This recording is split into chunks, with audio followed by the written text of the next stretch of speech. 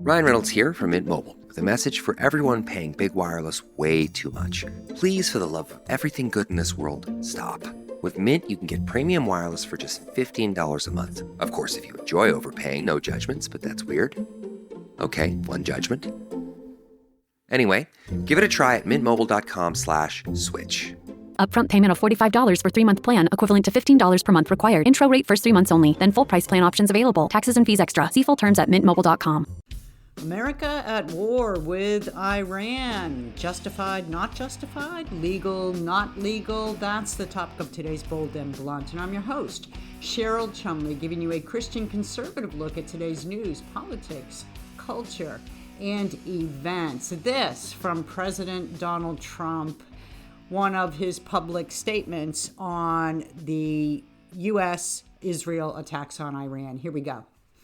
The United States and its partners have launched Operation Epic Fury, one of the largest, most complex, most overwhelming military offensives the world has ever seen. Nobody's seen anything like it.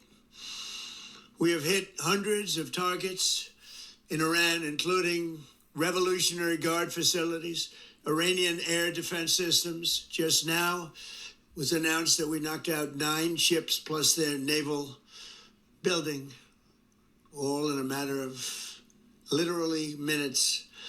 Iran's formerly supreme leader, Ayatollah Khamenei, is dead.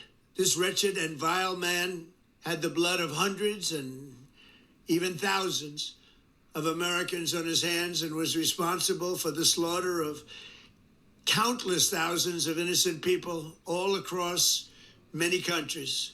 Okay, so he went on a little bit more from there. He also said, and this is quoting, for 47 years, the Iranian regime has chanted death to America and waged an unending campaign of bloodshed and mass murder targeting the United States, our troops, and the innocent people in many, many countries. Among the regime's very first acts was to back a violent takeover of the U.S. Embassy in Tehran, holding dozens of American hostages for 444 days. Do you remember that, right? Jimmy Carter days, under Jimmy Carter. The hostages were held as talks and negotiations, and more talks and more negotiations went forth.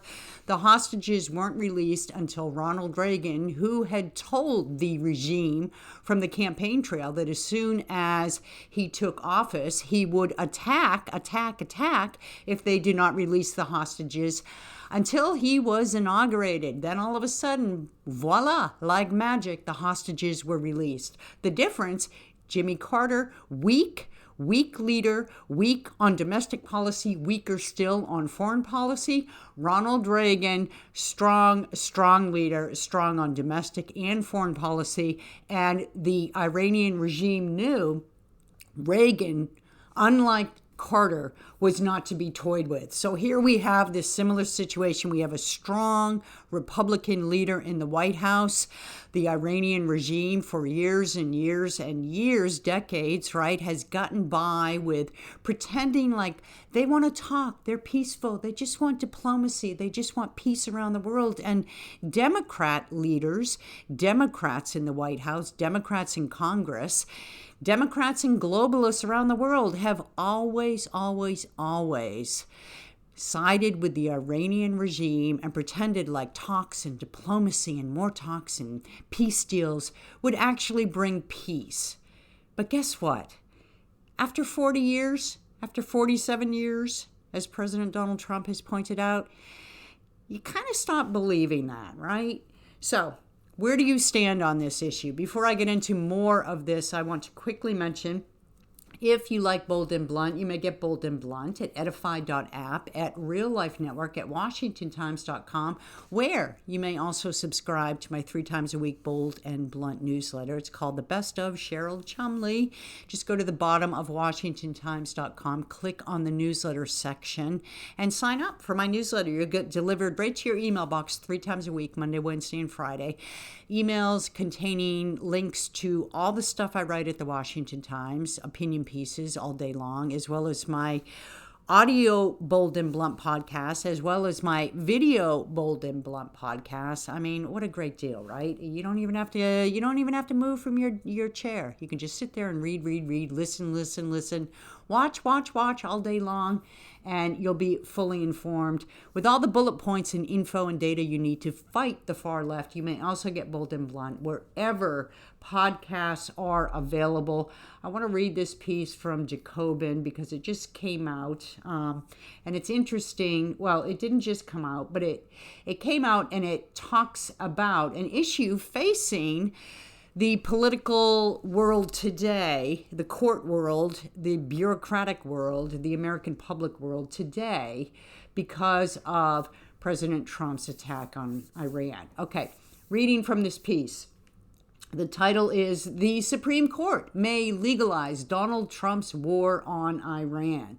Donald Trump's attack on Iran may set off a showdown over the president's authority to declare war. The case could end up in court, giving conservative justices a long-awaited chance to end Congress's ability to limit president's war-making powers.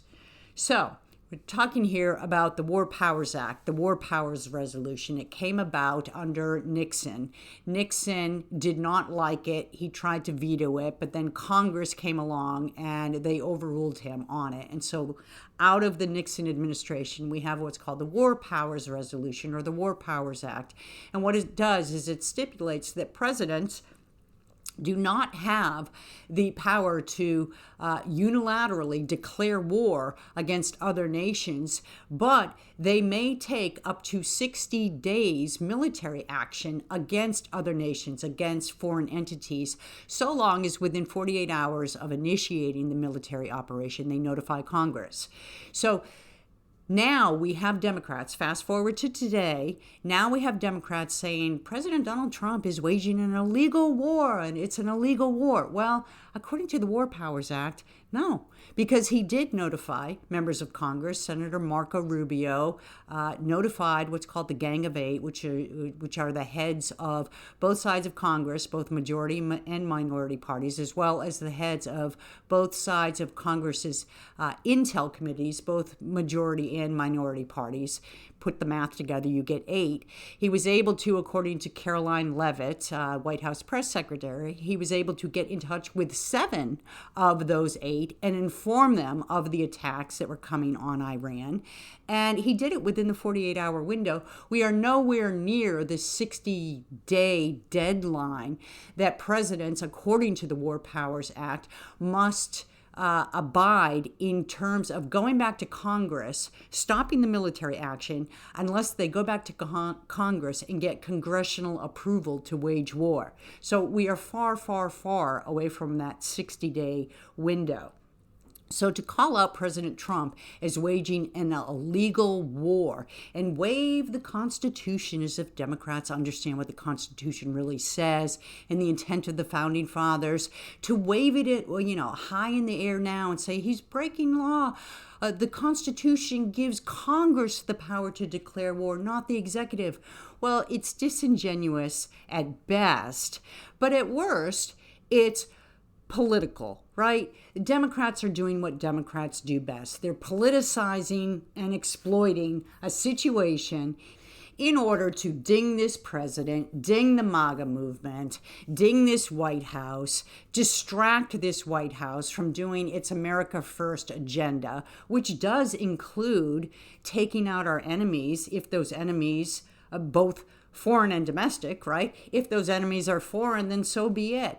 And it also, curiously enough, as we head into the midterms, is going to hand Democrats another issue on which to campaign on impeachment, right?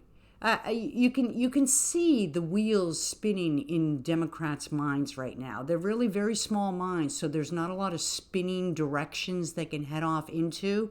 They're basically about impeach Trump, imprison Trump, and then if imprison Trump doesn't work, it's back to impeach Trump. So those are their options, and off of that, they fundraise ad nauseum, right? This is how they fundraise. Get Trump, get Trump. They have people who want to impeach impeach Trump before Trump even was inaugurated. If you go back to 2015 and do the research and read, I think it was Maxine Waters' statement already talking about impeaching Trump before he was even inaugurated. They have people that want to impeach Trump when he's a civilian, when he's out of the White House. And so now Democrats, of course, here we have Trump in office. So in Democrats' minds, that's good enough reason to impeach Trump.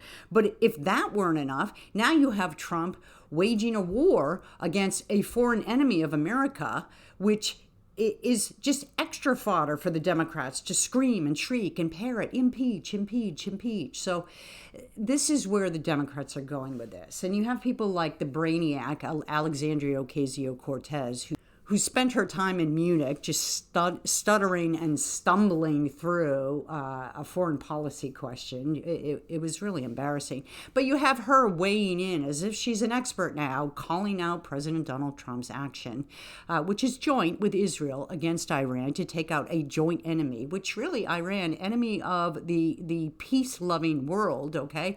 You have Alexandria Ocasio, the brainiac, as I said, weighing in and calling out Trump for breaking the Constitution and morality and waging an illegal war and whatever else she can come up with. And she's certainly not the only Democrat. This is what Democrats are doing. No matter what action, you have to realize, no matter what action President Trump takes, you can count on Democrats to do one thing: take the opposite viewpoint and argue viciously that whatever action Trump is taking is illegal, unconstitutional, anti-this, anti-that, discriminatory against all kinds of laws and moral codes, and unbiblical even. All of a sudden, Democrats not only waive the Constitution, but they waive the Bible too. Two works that you can be certain Democrats haven't read, except when they need to grab certain passages to use to exploit politically a situation that can damage Donald Trump, the MAGA movement, and the Republican Party in general. So here we have Democrats just waging war against President Donald Trump, as President Donald Trump, in unison with Israel, wages war against Iran. If Democrats would only detest evil as much as they detested Donald Trump, I think the world would actually be rid of 90% of its evil. The reason evil even exists, it seems like, it's because Democrats and leftists and the globalists and the bureaucrats embolden it. And how do they embolden it? They embolden it by doing nothing, pretending as if you can logically persuade evil to, just stop being evil, right? Let's give them a little economic opportunity. Let's drop off some bags of cash in an airport during a secret transfer in the middle of the night, and that'll make the evil go away. Let's just talk, and let's send them, if they step out of line and they start doing their evil deeds once again, let's send them a strongly worded letter. Let's get the United Nations to send them a strongly worded letter as well. But don't make it too strong. We don't want to offend. We don't want to hurt their feelings. Because if you hurt their feelings, then that gives them justification to launch their evil acts again.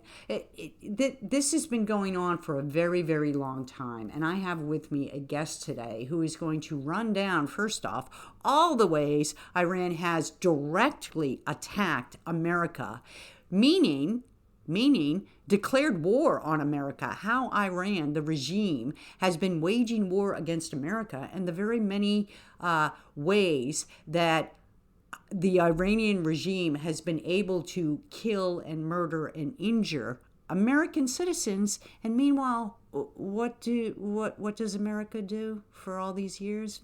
Not much, due in large part to Democrats.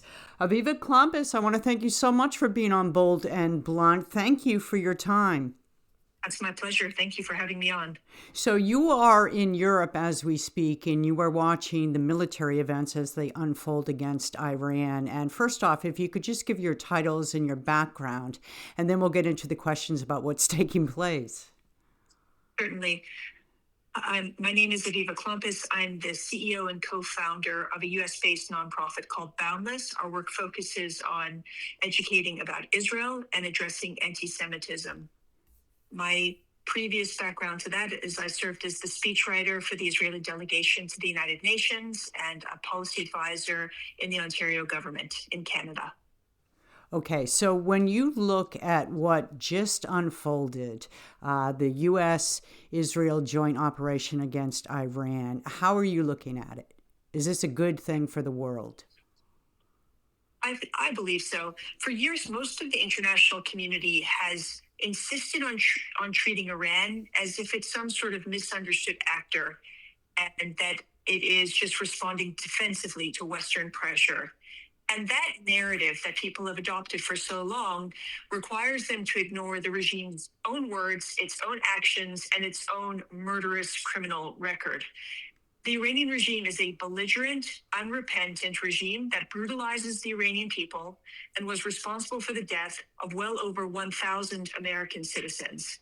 This war did not start over the weekend, and it did not start a year ago or 2 years ago. This war started over 40 years ago in 1979.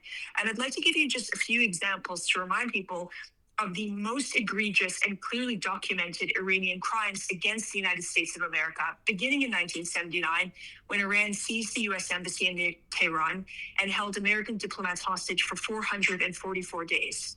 In 1983, Iran backed Hezbollah, an internationally recognized terrorist organization, in the bombing of the U.S. Marine barracks in Beirut.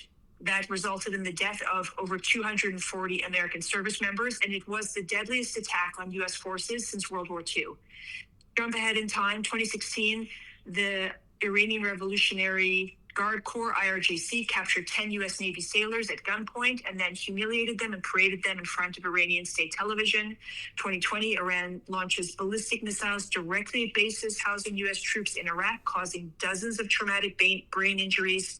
2024, an Iran-backed terror drone strikes 3 U.S. service members in Jordan, and even more recently, their attempts to assassinate leading American figures, including Mike Pompeo and, of course, President Trump.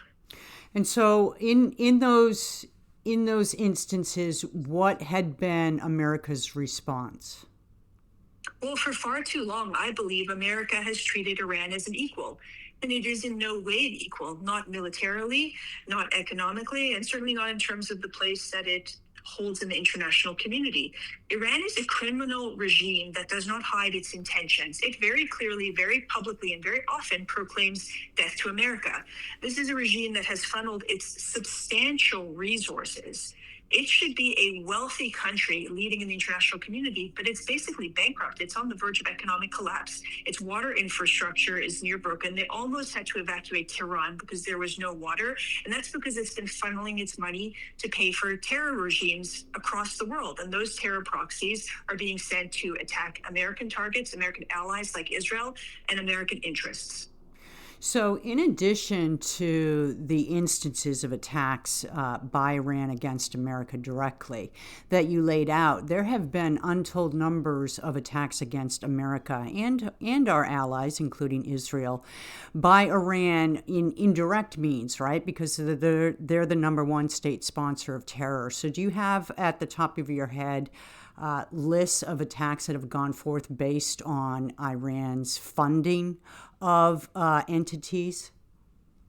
I don't have that list at the top of my list, but I can tell you that Iran's preferred way of attacking its enemies is by sending other people to die for it. It's only very recently that Iran started to attack, including what we're seeing now. It's attacking its own neighbors in the region, including in the Emirates, Saudi Arabia, Kuwait. Cyprus has been under attack. They're attacking Europe.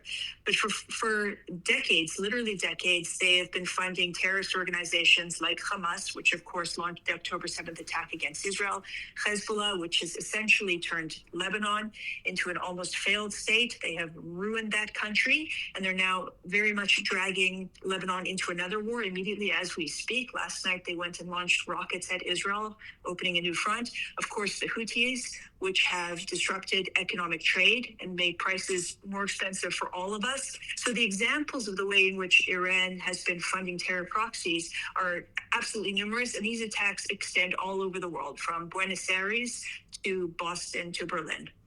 So everybody knows this. I mean, this is not a secret. The phrase is Iran is the number one state sponsor of terror around the world. And then, of course, the phrase is death to Israel, death to America, death to the West. Everybody knows this. And yet there is still, at this point in time, as these attacks unfold, a reluctance of many in the political classes to embrace what this president and what Israel are doing. Why is that? Why is there such a stubborn insistence that diplomacy will work with Iran? Well, I wish I could answer that question, but I can't explain to you why people behave absolutely irrationally and on the border of being imbecilic.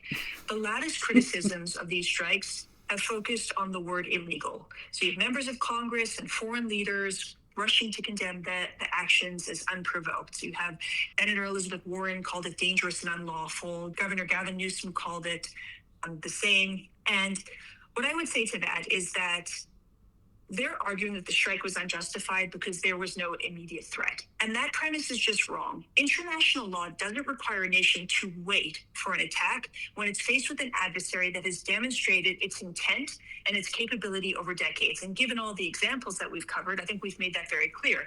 Iran clearly has a record of hostile acts against American personnel and allies. Self-defense does not mean a nation needs to commit suicide. And America shouldn't have to wait until more Americans are killed before it finally responds.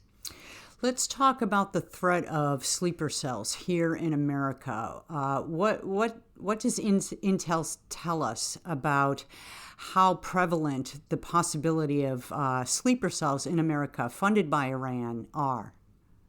Well, we've certainly spoken about the tactic of attacking its enemies is in an underhanded. Cells are certainly a possibility. We've seen over the decades that they also very often will target Jewish communities around the world, as was the case with the Buenos Aires attack, bomb a Jewish community center. And I think that's something that we should be certainly mindful of. But I will say that in taking several weeks before this attack was launched by President Trump, I think part of the calculation was ensuring that its allies in the Middle East were prepared, that the assets were in place to defend American bases across the Middle East and allies that would be attacked, and certainly to prepare embassies and consulates around the world for the type of unrest that we might have seen, which did in fact take place in Pakistan, where Pakistanis tried to overrun one of the American embassies. I know it's early in the operation, but do you have any response to how or gauge your opinion as to how the media are reporting on these attacks so far? Well, I think that we have seen them be true to the form since October 7th, which there is a certain narrative that the media seems absolutely hell-bent on portraying to the world about Western powers and Western authority being somehow immoral or illegitimate, and that the poor Iranians should be left alone. So I've been hearing people say things like, well, negotiations were underway, so why didn't they let the negotiations take place? And I don't believe that anybody is actually stupid enough to believe that, because anybody that's been paying attention to this region knows that this is exactly what Iran does. They agree to enter talks, and then they negotiate on the terms of what will take place in those talks. And they talk a little bit more about the talks and what the talk should look like. And all the while they're talking, or at least pretending to talk, they continue to build their weapons and advance their nuclear program. And shocker upon shocker, we've seen time and again that Iran lies. They deny access to international inspectors. They say they aren't doing things that they are very clearly doing. And when we say that, now Iran is reportedly seeking a ceasefire, they've allegedly sent a message through Oman to the United States that they would like to find a resolution to the conflict. And I think that any discussion should come out only after the next Iranian leader steps forward and makes very clear whether he intends to continue the regime's longstanding policy of calling for death to America. So President Donald Trump, in his 8-minute posted remarks when he announced the strikes had kicked off, he spoke directly to the Iranian people and said, this is your time. This is basically your chance in history to take back your country. Do you think that there is a desire, or do you think that there is a possibility that the citizens of Iran will usher in a new regime, one more friendly to individual rights? I certainly think that there's a possibility. I think right now, even as we speak at this moment, attacks are ongoing in Tehran and across Iran. And so it's probably not safe to go out onto the streets. But I certainly believe that also in the weeks leading up to the campaign, that efforts were probably underway to undermine the regime from within, to identify individuals within the Revolutionary Guard who could potentially lead a coup, to ensure that networks are in place so that the ground is sufficiently prepared, such that if the Iranian people want to take back their country, that the circumstances are there for them to be able to do it. And I certainly hope that they will. Let's just finish up with this last question. In terms of an expansion of the military operations, Russia, China, other nations getting involved, what do you foresee? Is this going to wrap in a few days? Is there a real chance for it to expand and go global? What do you think will happen here? Well, there's always the possibility of anything. That's certainly the case with war. It's wild and uncontained. But I actually think that one of the messages that people are missing as they're looking at what's happening here is the way that China and Russia are viewing what's going on. We have to remember that Iran was the nation that was supplying to Russia the military equipment and drones that it's been using to wage war against Ukraine. And we have to keep in mind that Iran was the country that was illegally selling oil to China in order to fuel the empire that they seek to build. So this is clearly a message to China and Russia that the days when America will look the other way and allow tyrants and dictators and belligerent regimes to do as they please, those days are over. Aviva Klompas, I want to thank you so much. What a fascinating discussion. Thank you very much for coming on Bold and Blunt. My pleasure. Thank you. And that's another Bold and Blunt. Remember, if you like Bold and Blunt, you may get Bold and Blunt at edify.app, at Real Life Network, at WashingtonTimes.com, and of course, wherever podcasts are available. Tune in next time. In the meanwhile, don't forget, stay blunt, stay bold.